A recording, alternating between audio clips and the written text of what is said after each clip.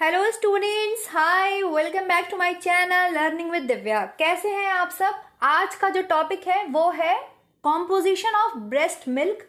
Breast feeding की आज हम बात करेंगे। माँ के दूध के संगठन की बात करेंगे, मतलब कौन कौन से न्यूट्रिएंट्स जो हैं वो मदर मिल्क में आपके पाए जाते हैं, जिसे आप ह्यूमन मिल्क बोलते हैं। और इसका थोड़ा सा कंपैरिजन भी करेंगे हम काउ मिल्क के साथ में। थोड़ा सा क्या, कंप्लीट कंपैरिजन होगा काउ मिल्क के साथ में। क्लियर है। तो ह्यूमन मिल्क की आज मैं आपको बताऊंगी कि ह्यूमन मिल्क में कौन कौन से न्यूट्रिएंट्स, कौन कौन सी एंटीबॉडीज प्रेजेंट होती हैं। आपके एग्जाम पॉइंट ऑफ व्यू से इंपॉर्टेंट टॉपिक है, इंपॉर्टेंट चैप्टर है ये। सो लेट्स स्टार्ट द टॉपिक। आप लोग जो है लाइव चैट में कनेक्ट कर लीजिए, ज्वाइन कर लीजिए लाइव चैट को और ध्यान से इस टॉपिक को पढ़िए, अपने नोट्स बना लीजिए। इसी के साथ अगर आपने अभी तक सब्सक्राइब नहीं किया है तो सब्सक्राइब कर दीजिए और प्लीज आप लोग लाइक कर दिया करो। 10,000 बच्चे देखने वाले हैं पहला मैराथन वीडियो मेरे चैनल पर, जो मैंने आपको दिया था होम मैनेजमेंट का, और 500-600 लाइक है। बड़ा अजीब लगा मुझे, बहुत दुख भी हुआ। 10,000 पे 600 लाइक या 500 लाइक, क्यों, ऐसा क्यों? इतना बुरा वीडियो है वो। आप लोग एक लाइक तो कर सकते हो। मुझे नहीं पता चलेगा किसने लाइक किया है किसने डिसलाइक किया, बट हाँ, लाइक से थोड़ा मोटिवेशन मिलता है, तो एटलीस्ट मेरे मोटिवेशन के लिए ही कर देना। चलो खैर, वो आपकी इच्छा है, कोई बात नहीं। आज हम ब्रेस्ट फीडिंग की बात करेंगे students. So let's start the topic. देखिए, composition of breast milk. Breast milk में आपके क्या क्या होता है, क्या क्या पाया जाता है। देखिए, ये ध्यान से इसको देखेंगे। ये पाई चार्ट है। कौन सा चार्ट है ये? Pie chart. मैंने आपको पढ़ाया है ना कि पाई चार्ट में हमेशा परसेंटेज में बात होती है, और यहां देखो परसेंटेज में बात हो रही है। क्लियर है। तो पाई चार्ट हमेशा जहां पर आपको कोई भी वैल्यूज परसेंटेज में बताई जाए वो आपके पाई चार्ट होता है। बार जो चार्ट होता है वो आपको तुलनात्मक अध्ययन कराता है, जो लाइक दिस टाइप होता है वो बार चार्ट होता है। ये पाई चार्ट है। तो पाई चार्ट के थ्रू मैं आपको ब्रेस्ट मिल्क की कॉम्पोजिशन समझा रही हूं। इस इमेज को देखिए, बहुत अच्छे से आपको समझ में आएगा। जो ब्रेस्ट मिल्क होता है, माँ का दूध होता है, उसमें सबसे ज्यादा मात्रा जो होती है वो वाटर की होती है, जल की होती है। 87%, या आपको कहीं कहीं 88% मिलेगा, कोई बात नहीं है। 87 to 88% आप याद रखना। 88% तो लगभग उसमें जल की मात्रा होती है। किसकी मात्रा होती है? जल की। और जो फर्स्ट मिल्क आता है माँ का, वो क्या कहलाता है? कोलेस्ट्रम कहलाता है। Colostrum, not cholesterol. ठीक है, ये चीज ध्यान रखना, कंफ्यूजन हो जाता है एग्जाम टाइम पर। कोलेस्ट्रम। और कोलेस्ट्रम में सबसे ज्यादा मात्रा, या माँ के दूध की आप बात करते हैं तो उसमें सबसे ज्यादा मात्रा जल की होती है, वाटर की होती है। लगभग 88 या 87 to 88% वाटर होता है। उसके बाद जो सबसे ज्यादा मात्रा आती है वो लैक्टोज की होती है, मतलब कार्बोहाइड्रेट्स की होती है। लगभग 7% जो है आपके लैक्टोज, शुगर, कार्बोहाइड्रेट्स दूध में पाई जाती है। एक बच्चे ने क्वेश्चन मुझसे पूछा है कि मैम, माँ के दूध में कौन सी शुगर पाई जाती है? लैक्टोज ही पाई जाती है। मिल्क शुगर लैक्टोज ही है। तो आप चिंता ना करें, ऐसा नहीं कि माँ के दूध में दूसरी शुगर हो जाएगी, या काऊ मिल्क में और भैंस के दूध में दूसरी शुगर हो जाएगी। लैक्टोज शुगर ही है। और एक बात और ध्यान रखेंगे आप लोग, दूध में सबसे ज्यादा मात्रा, एक्सेप्ट वाटर, वाटर को छोड़ के दूध में सबसे ज्यादा मात्रा आपके कार्बोहाइड्रेट्स की ही होती है। बच्चे दूध देख के प्रोटीन आंसर लगा देते हैं। प्रोटीन की मात्रा दूध में कार्बोहाइड्रेट से कम होती है स्टूडेंट्स, ये बात अपने दिमाग में आप बैठा लीजिए। ठीक है, दूध में वाटर को छोड़ के अगर न्यूट्रिएंट्स में आप आ जाते हैं तो सबसे ज्यादा मात्रा कार्बोहाइड्रेट्स की होती है। मदर मिल्क में 7%, काउ मिल्क में 4.8%। कितना होता है काउ मिल्क में? 4.8%। यहां मैं बात परसेंटेज की कर रही हूं इस समय। समझ में आ रही है आपको? जो मैं कह रही हूं वो समझ में आ रहा है ना सबको? दूध में अगर पूछा जाए सबसे ज्यादा मात्रा किसकी होती है, तो जल की होती है। लेकिन अगर आपके पास ऑप्शन है और उस पूछा जा रहा है दूध में इनमें से किसकी सबसे ज्यादा मात्रा होती है, और वहां जल नहीं है और कार्बोहाइड्रेट लिखा हुआ है, तो आप कार्बोहाइड्रेट्स के साथ जाएंगे। चाहे फिर माँ का दूध हो, चाहे गाय का दूध हो, चाहे भैंस का दूध हो। आपको पता है गाय के दूध से ज्यादा भैंस के दूध में कार्बोहाइड्रेट की मात्रा होती है। सबसे ज्यादा तो माँ के दूध में होती है कार्बोहाइड्रेट्स, और वो भी लैक्टोज की फॉर्म में होती है। इसके बाद 4.8% आपके गाय के दूध में होती है, और भैंस के दूध में आपके जो है वो 5.1% होती है। कितनी होती है? 5.1%। ये लिख लीजिए, ये डेटा बहुत इंपॉर्टेंट है। परसेंटेज में ये पूछे जाते हैं आपके एग्जाम में, टीजीटी पीजीटी सभी के लिए बहुत इंपॉर्टेंट है। ठीक है, तो आपको इतनी बात समझ में आई? आई रिपीट कि मैं आपको फिर से बता रही हूँ, दूध में सबसे ज्यादा मात्रा होती है जल की, 87 to 88% आपके वाटर होता है। ठीक, उसके बाद जो है दूध में कार्बोहाइड्रेट्स की मात्रा सबसे ज्यादा होती है। अगर हम यहाँ पे ह्यूमन मिल्क की बात कर रहे हैं तो लैक्टोज शुगर पाई जाती है। लैक्टोज जो है आपके वो 2 मोनोसेकेराइड से मिलके बनता है। कौन कौन से 2 मोनोसेकेराइड से मिलके लैक्टोज शुगर बनती है? जल्दी कमेंट सेक्शन में लिखिए बहुत तेजी के साथ। लैक्टोज शुगर जो है वो किस किस कार्बोहाइड्रेट से मिलके बनती है? मोनोसेक्राइड से मिलती है, ग्लूकोज एंड गैलेक्टोज। किससे मिलके बनती है? Glucose and galactose. Galactose is a brain sugar. ठीक है, कौन सी शुगर है? ब्रेन शुगर है गैलेक्टोज। और ग्लूकोज तो है ही आपके जीवन के लिए आपकी शुगर। ठीक है, तो ग्लूकोज और गैलेक्टोज का एक एक मॉलिक्यूल, एक एक मोनोसेकेराइड है ये सिंगल, ये मिलके क्या बनाते हैं? लैक्टोज शुगर बनाते हैं। दूध में लैक्टोज शर्करा होती है। माँ के दूध में लगभग 7% लैक्टोज शर्करा होती है। गाय के दूध में लगभग 4.8% जो है वो आपके लैक्टोज शुगर होती है। और भैंस के दूध में 5.1% जो है आपके लैक्टोज शुगर होती है। Am I clear? चलिए आगे बढ़ते हैं। अब बात करते हैं आपके प्रोटीन की। प्रोटीन जो होता है स्टूडेंट वो आपके 1% होता है माँ के मिल्क में। कितना परसेंट होता है? केवल 1%। हम परसेंटेज की बात कर रहे हैं। केवल 1% जो है माँ के दूध में आपके प्रोटीन होता है, वो भी वे प्रोटीन होता है। केसीन का परसेंटेज कम होता है। अब आप मेरी बात ध्यान से सुनेंगे। दूध में 2 प्रकार की प्रोटीन पाई जाती है, एक वे प्रोटीन होता है, एक केसीन प्रोटीन। नो डाउट कि दूध की प्रोटीन केसीन होती है, कोई डाउट नहीं है इसमें, बिल्कुल सही बात है, दूध की प्रोटीन केसीन होती है, बिल्कुल एकदम करेक्ट, 100% सही बात है। लेकिन दूध में केसीन के साथ साथ एक और प्रोटीन पाई जाती है जिसे वे प्रोटीन कहते हैं। वे प्रोटीन। अब ये वे प्रोटीन क्या होता है? आप दूध को फाड़ते हैं तो फाड़ने के बाद केसीन तो कोगुलेट हो जाती है, पनीर बनाते हैं जब आप, जो प्रतिशत बचता है, जो बचता है, जो आपने पनीर बनाने के बाद जो आपके बच गया, वो जो होता है वो वे प्रोटीन होता है। क्या होता है? वो वे प्रोटीन होता है। माँ के दूध में वे प्रोटीन की मात्रा ज्यादा होती है। शुरुआत में धीरे धीरे ये परसेंटेज इक्वल होता चला जाता है, अभी मैं आगे आपको समझाऊंगी। लेकिन आपको ये बात ध्यान रखनी है कि माँ के दूध में, ह्यूमन मिल्क में वे प्रोटीन की परसेंटेज ज्यादा होती है अकॉर्डिंग टू केसीन, क्योंकि जो वे प्रोटीन होता है वो इजीली डाइजेस्टेबल है, आसानी से पच जाता है, जबकि केसीन आसानी से नहीं पचता है। आप पढ़ते हैं कि केसीन को, दूध के प्रोटीन पे रेनिन एंजाइम काम करता है। कौन सा एंजाइम काम करता है? रेनिन एंजाइम काम करता है। वो दूध को आपके बदलता है कैल्शियम में, ठीक है, उसको जो है सॉलिड में बदलता है, एक दही की फॉर्म में कन्वर्ट कर देता है। पूरा पढ़ाया है ना आपको, समझ में, आपको पता भी है, बिल्कुल ठीक बात है। लेकिन दूध में, आपके माँ के दूध में अगर परसेंटेज पे हम जाके बात करते हैं तो प्रोटीन की मात्रा सबसे कम होती है, 1% होती है केवल। ठीक, वो भी कौन सी दूध में प्रोटीन होती है? माँ के दूध में कौन सी प्रोटीन होती है? किसका परसेंटेज ज्यादा होता है? इस 1% में भी वे प्रोटीन का रेशियो ज्यादा होता है। केसीन जो है वो कम होती है। क्यों वे प्रोटीन ज्यादा होती है? क्योंकि वे इजीली डाइजेस्टेबल है, आसानी से पच जाती है। केसीन सरलता से पचती नहीं है ना। अब नया नया बच्चा है, एकदम न्यू बॉर्न बच्चा है, उसे हम केसीन थोड़ी पिला देंगे एकदम, अभी उसका इंटेस्टाइन, उनका बॉडी काम भी करना सही से वर्क नहीं करा है। तो कुदरती है, भगवान ने ही बना के दिया है, माँ के दूध में केसीन का परसेंटेज कम कर दिया है, रेशियो कम कर दिया है, और वे का ज्यादा कर दिया है। 90:10 होता है, 90:10, मतलब 90% परसेंटेज किसका होता है? वे प्रोटीन का, और 10% किसका होता है? 10% किसका होता है?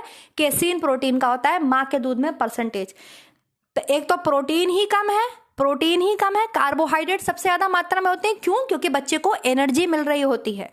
उसमें भी जो प्रोटीन है, उसमें भी सबसे ज्यादा कौन सी प्रोटीन है? वे प्रोटीन है। वे प्रोटीन आप क्या समझ रहे हो? ऐसी वैसी प्रोटीन नहीं है। हमारे बॉडी में 20 अमाइनो एसिड्स की जरूरत होती है, आपको पता है ना ये चीज। जो वे प्रोटीन होता है ना, ये जो 10% वे प्रोटीन होता है जो मदर मिल्क में पाया जाता है, इसमें सारे इसेंशियल अमाइनो एसिड्स पाए जाते हैं, सारे इसेंशियल अमाइनो एसिड्स, सारे। आप ये बात ध्यान रखिएगा। तो ये भगवान ने चमत्कार करके भेजा है, सारे इसेंशियल अमाइनो एसिड्स इस वे प्रोटीन में पाए जाते हैं जब मदर के मिल्क जो होता है उसमें, और वो बच्चे के बॉडी बिल्डिंग में, बच्चे के शरीर के निर्माण में, सेल प्रोडक्शन में हेल्प करता है ये वे प्रोटीन। इसलिए माँ का दूध बच्चे को पिलाया जाता है, और स्टार्टिंग का 4-5 दिन का कोलेस्ट्रम तो जरूर पिलाया जाता है, जरूर पिलाना चाहिए। क्लियर? Am I clear? इतना समझ में आया। अब अगर बात करें आपके फैट की, वसा की, तो माँ के दूध में जो है लगभग आपको 3.50 भी मिलेगा या आपको 3.80 भी मिलेगा। कुल मिला के 4% जो होता है माँ के दूध में वसा होती है। ठीक है, आपको किसी किसी बुक में 3.50 मिलेगा या किसी किसी बुक में 3.80 मिलेगा। इसको अगर आप ओवरऑल बोलोगे तो कितना बोलोगे? 4% बोलोगे ना। 80 में देखो 20% रह गया, केवल 20 रह गया, और 50 में केवल 50 रह गया यहाँ पर, है ना। तो लगभग 4% जो है माँ के दूध में वसा होती है और सारे प्यूफा प्रेजेंट होते हैं। पॉली अनसैचुरेटेड फैटी एसिड, असंतृप्त वसा, सारी प्यूफाज होते हैं। सैचुरेटेड फैटी एसिड नहीं होता माँ के दूध में, प्यूफा जाते हैं सारे बच्चे के पास। उसमें भी डीएचए जाता है। अब मैं आगे आपको बताऊंगी कौन कौन से प्यूफास जाते हैं बच्चे के अंदर, कौन कौन से प्रोटीन्स जाते हैं, अमाइनो एसिड जाते हैं और उनका फंक्शन क्या होता है। इतना समझ में आया? इतनी चीज आपको क्लियर हुई कि माँ के दूध का जो ओवरऑल अप्रोक्सीमेट कॉम्पोजिशन है वो क्या है। तो लगभग 87 to 88% वाटर है, 7% आपके कार्बोहाइड्रेट होता है। अगर आपसे सिंपल भी पूछा जाए कि दूध में सबसे ज्यादा मात्रा किसकी होती है, तो कार्बोहाइड्रेट की होती है। दूध में मुख्यतः कौन सी प्रोटीन प्रेजेंट होती है? No doubt casein protein present होती है। इसमें कोई भी परेशानी वाली बात नहीं है। बच्चे मेरी बात ध्यान से सुनेंगे सब। माँ के दूध में जो स्टार्टिंग में जो मिल्क आता है उसमें केसीन की बजाय वे प्रोटीन होता है। क्यों? क्योंकि वे प्रोटीन इजीली डाइजेस्टेबल होता है। Am I clear? इसके अलावा 4% लगभग फैट होती है और 1% जो है केवल माँ के दूध में प्रोटीन होता है। आगे देखते हैं। मैं बात कर चुकी हूँ आपसे, मैंने न्यूट्रिशनल ब्रेकडाउन कर दिया है यहाँ पे अलग अलग। 87 to 88% water, 7% lactose, 4% fat and 1% protein. Hindi medium वाले बच्चों को समझ में आ रहा है ना? 1% मतलब 1%, 4% मतलब 4%। मैं प्रतिशत की बात कर रही हूँ यहाँ पर, ग्राम किलोग्राम की बात नहीं कर रही हूँ। क्लियर है? अब देखिए, लैक्टोज की तो बात मैं आपसे कर चुकी। चलिए अब थोड़ा सा डिटेल में यहाँ पे लैक्टोज को पढ़ लेते हैं। कार्बोहाइड्रेट्स किस फॉर्म में होते हैं ब्रेस्ट मिल्क में? कार्बोहाइड्रेट्स में आपके लैक्टोज शुगर पाई जाती है ब्रेस्ट मिल्क में।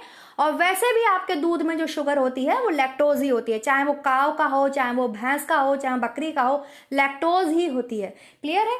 लैक्टोज जो है वो आपके 2 मोनोसेकेराइड से मिलकर बना है। किससे किससे मिलकर बना है? अभी मैंने बात करी आपसे, ग्लूकोज एंड गैलेक्टोज से मिलके आपके लैक्टोज शुगर बनती है। लैक्टोज आपके किसके पाचन में सहयोगी होती है? कैल्शियम के। बॉडी में कैल्शियम के डाइजेशन में, कैल्शियम के पाचन में, एब्जॉर्प्शन में बहुत ज्यादा हेल्प करता है क्या?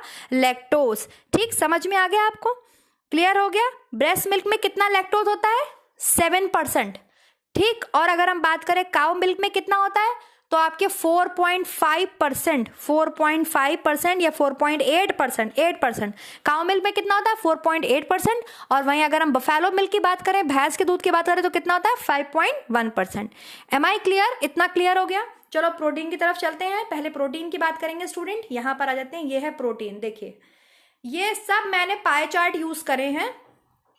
अब आप देखेंगे, पहले ब्रेस्ट मिल्क की बात कर लेते हैं, केसीन और वे की बात कर लेते हैं। किसकी बात कर लेते हैं? केसीन और वे की। तो अगर आप देखते हैं यहाँ पर, देखिए इस इमेज को ध्यान से समझिए। ये जो ब्लू वाला पार्ट है ये आपको वे प्रोटीन बता रहा है, और ये जो ब्राउन कलर से लगभग कुछ पार्ट है ये आपको केसीन बता रहा है। ये मदर मिल्क है, ये काउ मिल्क है। देखिए मदर मिल्क में किसका परसेंटेज ज्यादा है? वे प्रोटीन का परसेंटेज ज्यादा है और केसीन का परसेंटेज कम है। जो रेशियो होता है वे और केसीन का वो 90:10 होता है। ठीक है, जब मदर मिल्क जो स्टार्टिंग का दूध होता है, बिल्कुल माँ को जो शुरू में स्टार्टिंग में आ रहा है, धीरे धीरे ये रेशियो जो है वो आपके इक्वल हो जाता है, लाइक दिस। इसमें देखिए अर्ली लैक्टेशन लिखा है। अर्ली लैक्टेशन मतलब बिल्कुल स्टार्टिंग में जब माँ दूध पिला रही है तब अर्ली लैक्टेशन में देखिए आप, यहाँ 80-20 दिया है। 80% आपके वे प्रोटीन है। ये वे जो है लाइट ब्लू से दिखाया जा रहा है, केसीन को डार्क ब्लू से दिखाया जा रहा है। ठीक, 80% लगभग क्या है? वे प्रोटीन है। 20% क्या है? आपकी केसीन है। देखिए ये सिर्फ इमेजेस मैंने आपके दिमाग में फिट करने के लिए यहाँ पे यूज करी हैं, ताकि आपको एक चीज समझ में आए कि किसका रेशियो ज्यादा है। आप इस सब को छोड़ो। चलो अगर आपको लग रहा है कि कुछ हार्ड हो रहा है, आप सब कुछ छोड़ो। आप बस इतना याद रखो कि माँ के दूध में अगर हम बात करते हैं ह्यूमन मिल्क की, 1% प्रोटीन होता है केवल, उसमें भी आपके जो सबसे ज़्यादा परसेंटेज होता है वो किसका होता है, वो वे प्रोटीन का होता है, केसीन की मात्रा कम होती है। लेकिन फिर गाय के दूध में क्या हो जाता है, अब बच्चा बड़ा हो रहा है धीरे धीरे, उसके फंक्शंस भी काम करना स्टार्ट कर देंगे। गाय के दूध में मुख्यतः जो आपके प्रोटीन पाया जाता है, या आप कहेंगे दूध में जो मुख्य प्रोटीन होता है, फिर वो कौन सा हो जाता है, आपके केसीन होता है, और वे प्रोटीन का परसेंटेज कम हो जाता है। लेकिन दूध में आप हमेशा याद रखेंगे दो तरीके की प्रोटीन पाई जाती है, whey protein, casein protein. No doubt दूध की मुख्य प्रोटीन केसीन प्रोटीन है। समझ में आ रही है बात कि नहीं समझ में आ रही है? फिर कंफ्यूज हो जाओ कहीं पर कि मैम ने क्या बता दिया। ह्यूमन मिल्क पढ़ा रही हूं तो आपको ये बताना जरूरी है कि दूध में जब माँ का जो दूध आ रहा है, स्टार्टिंग में जो कोलेस्ट्रॉल निकल रहा है या दूध निकल रहा है माँ के दूध में, उस समय बच्चे को इजीली डाइजेस्ट हो जाए, उसके लिए वे प्रोटीन का होना जरूरी है। समझ में आ गई बात? बाकी आप छोड़ो, बाकी तो मैंने देखो ये इसलिए लगाए थे जो बच्चे समझ सकते हैं। धीरे धीरे देखिए आप, जब मैच्योर होता जा रहा है दूध तो आपके परसेंटेज बढ़ता जा रहा है, किसका, केसीन का परसेंटेज बढ़ता जा रहा है। और लेट लैक्टेशन मतलब करीब 8 महीने हो गए, 6 महीने हो गए माँ को दूध पिलाते पिलाते बच्चे को, तो देखो 50-50 का रेशियो हो गया, दोनों बराबर हो गए। मतलब कहने का ये है, ये डायग्राम आपको ये बता रहा है, स्टार्टिंग जब माँ दूध पिलाना स्टार्ट करती है उस समय वे प्रोटीन ज्यादा मात्रा में जाता है बच्चे के पास, क्योंकि वे इजीली पच सकता है, केसीन आसानी से पचता नहीं है ना, रेनिन एंजाइम चाहिए उसके लिए। लेकिन जैसे जैसे जैसे जैसे धीरे धीरे बच्चा बढ़ने लगता है, बच्चे की आयु बढ़ने लगती है, वैसे वैसे केसीन जो है वो दूध में ज्यादा होने लगता है और वे का परसेंटेज कम होने लगता है। और लेट लैक्टेशन होते होते देखिए आप क्या हो गया, दोनों इक्वल हो गया, 50-50 का रेशियो हो गया दोनों में, जितना केसीन उतना आपके वे प्रोटीन। क्लियर है? और वे प्रोटीन का एक चीज और ध्यान रखिएगा आप लोग, वे प्रोटीन जो है आपके वही मसल्स, बॉडी बिल्डिंग बनाने में बच्चे को बहुत हेल्प करते हैं। और सबसे बड़ी बात कि बहुत सरलता से पच जाते हैं, इसके लिए जो है वे प्रोटीन स्टार्टिंग में माँ के दूध से बच्चे को मिलता है। और फिर बाद में जो बच्चा दूध पीता है वो आसानी से कौन सी प्रोटीन लेता है, केसीन प्रोटीन ही लेता है। दूध की मुख्य प्रोटीन जो होती है वो केसीन ही होती है। दूध की मुख्य शर्करा आपके लैक्टोज ही होती है, दूध की मुख्य प्रोटीन आपकी केसीन ही होती है। समझ में आ गई इतनी बात? अब देखिए दूध में आपके जो माँ का दूध है, ह्यूमन मिल्क है, इसमें आपके ब्रेस्ट मिल्क लिखूंगी BM।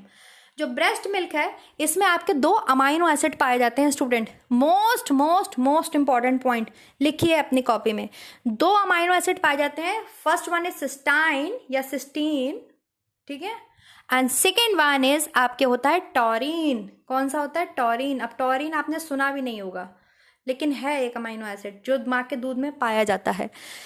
सिस्टाइन एंड टॉरिन ये दोनों आपके बच्चे के ब्रेन डेवलपमेंट मतलब मस्तिष्क के विकास में हेल्प करते हैं, न्यूरोट्रांसमीटर में हेल्प करते हैं। न्यूरोट्रांसमीटर पता है ना, मैंने बताया था ना न्यूरोट्रांसमीटर क्या होते हैं। कोई भी बच्चा जिसने मुझसे एनाटॉमी पढ़ी है वो ये बात नहीं करेगा कि उसको न्यूरोट्रांसमीटर नहीं पता है क्या होते हैं। ये आपके होता है, क्या है ये है आपके वो सॉरी इसको क्या बोलेंगे आपके, न्यूरॉन जो है आपके, ये आगे इसके एक्सॉन होते हैं और ये दूसरे इससे जुड़े होते हैं। तो मैंने आपको बताया है विद इन जो सिग्नल जाएगा वो इलेक्ट्रिकल जाता है, विद इन सिग्नल मतलब न्यूरॉन के अंदर जो सिग्नल पास होते हैं वो बिल्कुल ऐसे आप याद रखिए जैसे बिजली पास होती है तारों के अंदर, तो इलेक्ट्रिकल सिग्नल पास होते हैं। लेकिन चूंकि ये तार यहाँ पे कट जाता है तो यहाँ से आपके निकलते हैं, यहाँ पे पुश होते हैं क्या, न्यूरोट्रांसमीटर। और न्यूरोट्रांसमीटर जो है वो दूसरे आपके न्यूरॉन के सिरे पर जाकर के चिपक जाते हैं। पूरा पढ़ाया है ना मैंने, आपको समझाया है ये चीज। तो ये है न्यूरोट्रांसमीटर। यहाँ पे क्या पड़े होते हैं, एक्सॉन में नीचे क्या पड़े होते हैं, न्यूरोट्रांसमीटर, जो आगे पुश होते हैं, आगे बढ़ते हैं। यही न्यूरोट्रांसमीटर बहुत अच्छे से काम कर पाए, बहुत अच्छे से बच्चे का ब्रेन का डेवलपमेंट हो पाए। आपको पता है लगभग 90% डेवलपमेंट हो जाता है 4 या 5 साल तक की आयु में। इसमें भी बहुत अलग अलग बुक में अलग अलग दिया हुआ है। तो लेकिन 90% बच्चे का विकास हो जाता है 5 साल की उम्र तक। तो इन सब में जो है हेल्प करते हैं आपके ब्रेस्ट मिल्क में 2 अमाइनो एसिड्स पाए जाते हैं, सिस्टीन एंड आपके टॉरिन, जो कि आपके बच्चे के ब्रेन डेवलपमेंट में, बच्चे के मस्तिष्क के विकास में मदद करते हैं। क्लियर है? कैसे मदद करते हैं? न्यूरोट्रांसमीटर्स को अच्छे से बच्चे के दिमाग में न्यूरोट्रांसमीटर अच्छे से एक दूसरे के से कनेक्ट हो पाए, इंफॉर्मेशन अच्छे से बच्चे के दिमाग में पहुंच पाए, उसके न्यूरोट्रांसमीटर अच्छे से वर्क कर पाए, इसमें हेल्प करते हैं। कौन से हेल्प करते हैं फटाफट बताइए? सिस्टीन एंड टॉरिन, याद रखना टॉरिन। क्लियर है? दोनों अमाइनो एसिड समझ में आ गए आपके। अब फैट की बात कर लेते हैं। कितना परसेंटेज फैट पाया जाता है? लगभग 4%। या अभी मैंने आपको बताया, आप कितना लिखेंगे? 4% ही है, 3.8 होता है लगभग, वही 3.80 या 3.50 आपको अलग अलग बुक में मिलेगा। 4% लगभग 4% वसा होती है। कैसी वसा होती है? प्यूफा, ऑल प्यूफा प्रेजेंट होते हैं, ऑल प्यूफा, ठीक है।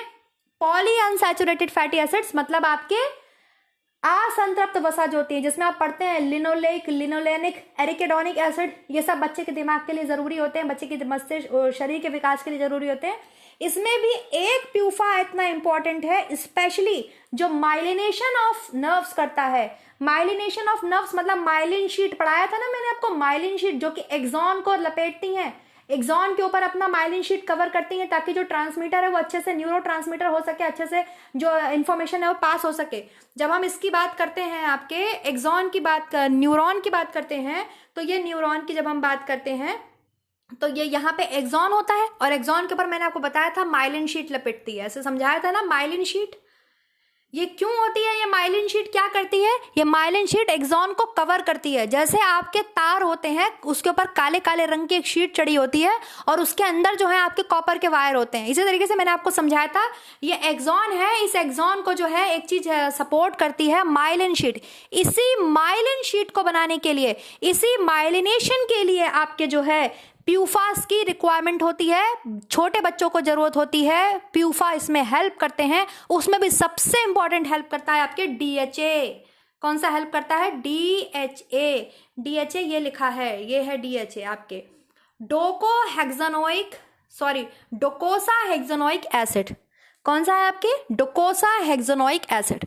डोकोसा हेक्सानोइक एसिड या डीएचए आपके एक पॉली अनसैचुरेटेड फैटी एसिड है, ठीक है। और ये आपके ब्रेन डेवलपमेंट में हेल्प करता है। ये आपके किस में हेल्प करता है? ब्रेन डेवलपमेंट में हेल्प करता है। ब्रेन डेवलपमेंट में भी कैसे हेल्प करता है? माइलिनेशन करता है। एक्सॉन में माइलिन शीट जो बनती हैं, जो एक्सॉन को कवर करती हैं, न्यूरॉन में जो एक्सॉन पाया जाता है उसको कवर करती हैं आपके, क्या आपके कवर करती हैं माइलिन शीट। वो किससे बनती हैं? किससे बनती हैं? डीएचए से बनती हैं। समझ में आई इतनी बात? अब आप सिंपल भाषा में समझिए। जो बच्चे बिल्कुल साधारण समझना चाहते हैं वो साधारण रूप से समझेंगे। क्या समझेंगे? वो समझेंगे ये कि बच्चे में जो ब्रेस्ट मिल्क है उसमें 87 से 88% आपके क्या पाया जाता है? वाटर पाया जाता है। 60% लैक्टोज पाया जाता है। बिल्कुल, लैक्टोज क्यों जरूरी है? लैक्टोज हमारे बॉडी में एक तो शर्करा एनर्जी देने के लिए जरूरी है, इसके साथ साथ लैक्टोज आपके कैल्शियम के एब्जॉर्प्शन के लिए जरूरी होता है। कैल्शियम के एब्जॉर्प्शन मतलब उसके अवशोषण में जरूरी होता है। 4% फैट पाया जाता है। कैसा फैट पाया जाता है? साधारण भाषा में आप लिखिए, प्यूफा पाए जाते हैं। पॉली अनसैचुरेटेड फैटी एसिड पाए जाते हैं। पॉली अनसैचुरेटेड फैटी एसिड को आप असंतृप्त वसा बोलते हैं, जो कि बहुत अच्छे होते हैं, गुड होते हैं। इन्हें एचडीएल बोलते हैं। हाई डेंसिटी लिपोप्रोटीन्स होते हैं ये, है ना, अच्छे होते हैं प्यूफास।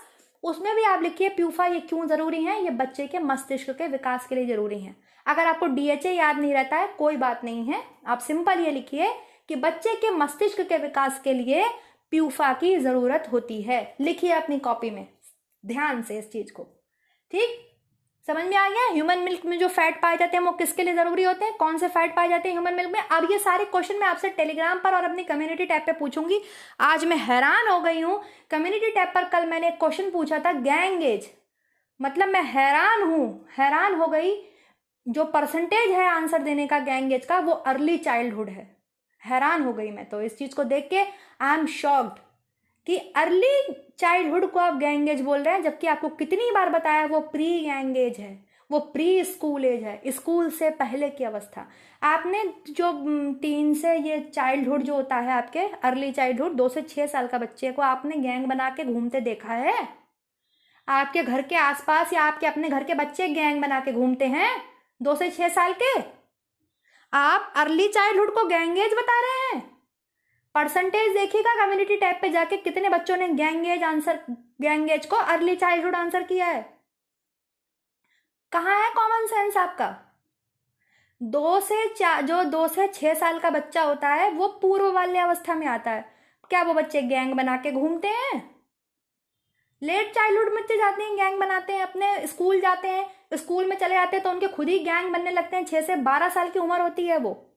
तो मैं तो हैरान हूं इतना पढ़ाने के बावजूद अलग अलग एज को, स्पेशली मैंने एज को डिस्कस किया स्पेशली अपने चैनल पर, और वीडियो बनाई थी उसमें क्वेश्चन आंसर्स में एक एक एज की स्पेशलिटी पूछी है, तब आप अर्ली चाइल्डहुड आंसर कर रहे हैं। कोई बात नहीं, आप अपना एग्जाम देंगे, हम थोड़ी देंगे आपका एग्जाम। आप पढ़ाई तो सकते हैं, हम किसी को समझा थोड़ी सकते हैं, याद थोड़ी करा सकते हैं। अब मैं इतना समझा रही हूँ ब्रेस्ट मिल्क के बारे में, अभी जब क्वेश्चन पूछूंगी मुझे पता है कितने बच्चे सही आंसर देंगे। समझ में आ गया? तो ये हो जाता है भाई कि मैम ने अंग्रेजी में पूछा। अब गैंग एज को, गैंग को हिंदी में भी गैंग ही बोलते हैं, और तो कुछ बोलते नहीं, ज़्यादा ज़्यादा समूह अवस्था बोल सकते हैं। ठीक है, बाकी आपकी अपनी मर्जी है। फिलहाल न्यूट्रिशनल, अगर हम ब्रेक डाउन की बात करेंगे ब्रेस्ट मिल्क में, तो हम फैट की बात कर रहे थे। 4% फैट पाया जाता है। कौन से फैट पाए जाएंगे? असंतृप्त वसा पाई जाएंगी, पॉली अनसैचुरेटेड फैटी एसिड पाए जाएंगे। उसमें भी वो किसके लिए ज़रूरी है? बच्चे के दिमाग के विकास के लिए ज़रूरी है। प्रोटीन कितना होगा? 1%। कौन सा प्रोटीन सबसे ज़्यादा मात्रा में होगा? माँ के दूध में वे प्रोटीन सबसे ज़्यादा मात्रा में होगा। क्यों ज़रूरी है? बच्चे के दिमाग के लिए ज़रूरी है। कौन से अमाइनो एसिड्स पाए जाते हैं इसमें बच्चे के दिमाग के विकास के लिए? सिस्टीन एंड आपके टॉरिन, ठीक है, जो कि ब्रेन डेवलपमेंट में बच्चे की हेल्प करता है। अब बात करेंगे मिनरल की। मिनरल आपके जो दूध होता है, माँ का जो दूध होता है, इसमें सबसे ज़्यादा मात्रा में आपकी कैल्शियम पाया जाता है। कौन सा पाया जाता है? कैल्शियम। सभी को पता है दूध में कैल्शियम, फॉस्फोरस अच्छी मात्रा में मिलते हैं। आयरन जो है वो बहुत ना की मात्रा में या कम मात्रा में प्रेजेंट होता है। अगर हम बात करते हैं विटामिन की, तो ऑल विटामिन प्रेजेंट होते हैं एक्सेप्ट विटामिन के। याद रखना, विटामिन के और सी तो होता ही नहीं है दूध में कभी भी, क्योंकि सी तो खट्टे फलों में पाया जाता है। माँ के दूध में विटामिन के भी प्रेजेंट नहीं होता है, ये आप ध्यान रखेंगे। इसके अलावा विटामिन B12 भी नहीं होता है ह्यूमन मिल्क में। ठीक है, कौन सा नहीं होता है? विटामिन के। सी तो नहीं होता है, सी तो पता ही है हमें कि दूध में सी नहीं पाया जाता। दूध किसका पुअर सोर्स है? विटामिन सी का। अगर आपसे पूछा जाए किस मिनरल का पुअर सोर्स है, तो भाई आयरन का। दूध में आयरन भी नहीं होता है। अब जब आयरन नहीं है, और आयरन और विटामिन सी तो भाई भाई हैं, क्योंकि विटामिन सी तो आयरन के एब्जॉर्प्शन के लिए जरूरी है। तो जब आयरन नहीं है तो विटामिन सी भी नहीं है ना। लेकिन इसके साथ साथ विटामिन के एंड B12 भी नहीं पाया जाता है। क्लियर? इतनी बात समझ में आ गई। अब देखिए बहुत महत्वपूर्ण चीज है, दूध में पाई जाती हैं आपके एंटीबॉडीज। क्या पाई जाती हैं? एंटीबॉडीज। किसके दूध में पाई जाती हैं सबसे ज्यादा एंटीबॉडीज? माँ के दूध में। तभी कहते हैं शुरू का जो बच्चे को कोलेस्ट्रम है वो पिलाना चाहिए, और कम से कम 6 महीने तक तो माँ को अपने बच्चे को दूध पिलाना ही पिलाना चाहिए, है ना। तो माँ के दूध में आपके एंटीबॉडीज पाई जाती हैं। कौन कौन सी पाई जाती हैं? देखिए, सबसे पहली होती है आपके, सबसे पहली तो नहीं, मैंने नंबर 1 पे लिखी है, IgA, मतलब इम्यूनोग्लोबिन ए। क्या पाई जाती है? इम्यूनोग्लोबिन ए। ठीक है, क्या पाई जाती है आपके? इम्यूनोग्लोबिन ए। इम्यूनोग्लोबिन ए जो है वो आपके बच्चे को इन्फेक्शन से प्रिवेंट करती है, बच्चे को किसी भी प्रकार के इन्फेक्शन होने से रोकती है। इसलिए जो बच्चे माँ के दूध पे होते हैं वो आप देखना उनके अंदर, मतलब वो, अब ये तो कहने की बातें हैं, बहुत से बच्चे मैंने ऐसे देखे हैं जो कंटिन्यू जिन्होंने मदर का दूध पिया है लेकिन फिर भी वो बीमार हो जाते हैं, है ना। और कुछ बच्चों को मैंने देखा है कि सारा सारा दिन उनकी बोतलें खोल रही हैं, स्टेरलाइज कर रही है, माँ परेशान हो गई बेचारी, सारा दिन स्टेरलाइज कर रही है बोतल, लेकिन उस बच्चे की तबीयत कभी सही नहीं रही। उसको पेट की दिक्कत है, उल्टी हो रही है, लूज मोशन लग जा रहा है, और डॉक्टर उसको चिल्ला रहा है कि तुम उसको बोतल से दूध पिलाती हो इसलिए बच्चा बीमार है। और मैंने अपनी आंखों से देखा है कि सारा दिन उस बच्चे की बोतल वो बेचारी खोलाती थी, प्लास्टिक की जगह उसने कांच की बोतल कर दी थी अपने बच्चे के लिए, लेकिन फिर भी होता है किसी किसी के साथ, तो वो तो अलग बातें हैं। फिलहाल जो ब्रेस्ट मिल्क है उसमें जो एंटीबॉडीज पाई जाती हैं उसकी हम बात कर रहे हैं। IgA पाई जाती है, मतलब इम्यूनोग्लोबिन ए पाई जाती है। देखिए, जो इम्यूनोग्लोबिन होती हैं, जो एंटीबॉडीज होती हैं, ये कई तरीके की होती हैं, आपको वो मैं कभी बाद में पढ़ाऊंगी। आप फिलहाल IgA याद रखेंगे, ठीक। इसके अलावा आपके बाइफिडस फैक्टर पाया जाता है। बाइफिडस फैक्टर आपने पढ़ा होगा इसके बारे में। बाइफिडस फैक्टर जो होता है ये इंटेस्टाइन में ई कोलाई जो आपके बैक्टीरिया होता है, नेगेटिव ग्राम नेगेटिव बैक्टीरिया होता है ई कोलाई, इसके इन्फेक्शन से बचाता है। ग्राम नेगेटिव पॉजिटिव बैक्टीरिया मैंने पढ़ाए हैं, और ई कोलाई जो कि आपके डायरिया कॉज करता है स्पेशली बच्चों में, है ना, उसको जो बचाता है क्या? आपके बाइफिडस फैक्टर आपके ये दूध से मिलेगा, लैक्टोज से आपके बनेगा, और ये जो है आपके ई कोलाई के इन्फेक्शन को प्रिवेंट करता है। ये आपके इंटेस्टाइन की, बच्चे के इंटेस्टाइन की जो फ्लोरा है, ये कह सकते हैं जो बच्चे के इंटेस्टाइन में जो गुड बैक्टीरिया पाए जाते हैं, हमारे इंटेस्टाइन में गुड बैक्टीरिया पाए जाते हैं ना, तो गुड बैक्टीरिया को मेंटेन करके रखता है कौन? आपके बाइफिडस फैक्टर। क्यों मेंटेन करके रखता है? ताकि जो ई कोलाई है, ई कोलाई हमेशा ध्यान रखिएगा, ई कोलाई इंटेस्टाइन में पाया जाता है। जब कभी इसकी कंडीशन में, मतलब इसके फेवरेबल कंडीशन हो जाती है, बस ये ग्रोथ कर जाता है। इसकी कंडीशन फेवरेबल क्या? ये आंत में पाया जाता है। कभी कभार क्या होता है, ई कोलाई आंत से बाहर निकल जाता है, इंटेस्टाइन से बाहर निकल जाता है, तो जिस भी जगह पे ये निकल जाता है वहीं पर ये अपनी ग्रोथ करने लगता है और फिर जो है समस्या कॉज हो जाती है। आप ये चीज याद रखिएगा, ठीक है। तो बाइफिडस फैक्टर जो है ई कोलाई की ग्रोथ को कम करता है, मतलब ई कोलाई से इन्फेक्शन से बच्चे को बचाता है। एक आपके पाया जाता है PABA, para amino benzoic acid. क्या पाया जाता है? PABA माँ के दूध में, पैरा अमाइनो बेंजोइक एसिड। ये बच्चे को मलेरिया नहीं होने देता, मलेरिया होने से प्रिवेंट करता है। ये आप ध्यान रखिएगा, मतलब ये मलेरिया के अगेंस्ट बच्चे के बॉडी में एंटीबॉडी बनाता है। समझ में आ गई आपको बात? क्या पाया जाता है माँ की बॉडी, माँ के दूध में क्या क्या पाया जाता है? IgA, bifidus factor and PABA। PABA को क्या बोलेंगे हम? Para amino benzoic acid. क्या बोलेंगे? Para amino benzoic acid. ये मलेरिया से प्रिवेंट करता है। और इसके अलावा लैक्टोफेरिन पाया जाता है माँ के दूध में। लैक्टोफेरिन जो है वो न्यूबॉर्न को, नवजात बच्चे को और अदर इन्फेक्शन से बचाता है। इसलिए हम बोलते हैं कि माँ के दूध में भरपूर एंटीबॉडीज होती हैं, इसलिए बच्चे को कोलेस्ट्रम तो पिलाना ही चाहिए। शुरू का जो 4-5 दिन का आता है उसमें भरपूर एंटीबॉडी होती हैं। तो मैंने आपको बता दी उसमें कौन कौन सी एंटीबॉडी होती हैं। उसमें IgA होता है, उसमें बिफिडस फैक्टर होता है, उसमें PABA, para amino benzoic acid होता है। पैरा अमाइनो बेंजोइक एसिड बच्चे को मलेरिया से प्रिवेंट करता है। लैक्टोफेरिन होता है जो अदर इन्फेक्शन से बचाता है। बाइफिडस फैक्टर ई कोलाई की ग्रोथ को रोकता है जो कि डायरिया होने से बच्चे को बचाता है। और IgA, ठीक है, कौन सा हो गया? IgA, जो बच्चे को इम्यूनिटी प्रोवाइड करता है। तो ये होती है माँ के दूध की बात। क्लियर? समझ में आ गया? कोई प्रॉब्लम? अब जरा सा आपको मैं वो बता देती हूँ, कंपैरिजन बता देती हूँ काउ मिल्क से। ठीक, सब लोग लिखेंगे ध्यान से, काउ मिल्क से लिख लीजिए। तो माँ के दूध में प्रोटीन होता है 1%, वहीं काऊ के दूध में प्रोटीन होता है 3.3%। कितना होता है? 3.3%। ठीक है, समझ में आ रहा है आपके? या आप सिंपल लिखिए, 3.3 मत लिखिए आप, प्रोटीन, हाँ 3.3% आप लिख सकते हैं, कोई बात नहीं है। ठीक है, क्या लिखेंगे आप? 3.3% या 3.5%, कुछ भी आप लिख लीजिए। गाय के दूध में अलग अलग मिलता है हर बुक में। फैट होता है माँ के दूध में 4%, बसा कितना होता है माँ के दूध में? 4%। और वही गाय के दूध में जो आपके बसा होता है वो आपके 3.8% होता है, 3.80% होता है। कितना होता है? 3.80%। उसको आप 4% बोल सकते हैं, कोई वो नहीं है, बुराई नहीं है। तो माँ के दूध में 3.50% या 4%, और भैंस के, गाय के दूध में भी लगभग इतना ही होता है, 4%। ठीक है, लगभग इतना ही होता है गाय के दूध में, गाय के दूध में भी 3.50 मिलेगा, आप सॉरी 3.80 मिलेगा आपको। तो कोई बुराई नहीं है, अगर 4% भी मिलता है तो कोई बुराई नहीं है, लगभग बराबर ही होता है दोनों के में वसा की मात्रा।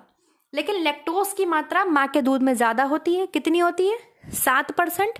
और आपके उसमें कितनी होती है गाय के दूध में? 4.80%। कितनी होती है? 4.80%। क्लियर है?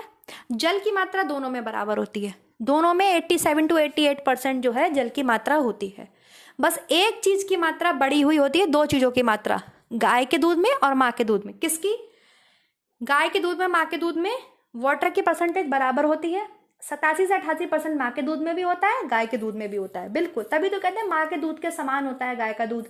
लेकिन गाय का दूध एकदम नहीं देना चाहिए, 6 महीने तक माँ के दूध पर ही रखना चाहिए। बट कभी कभी क्या होता है, माँ को दूध ही नहीं आता, उसको ब्रेस्ट फीडिंग नहीं करा पाती, बच्चे को बनता ही नहीं है दूध, तो गाय का दूध नहीं देते हैं, वो देते हैं पाउडर मिल्क, जो आपके बाजार में आता है।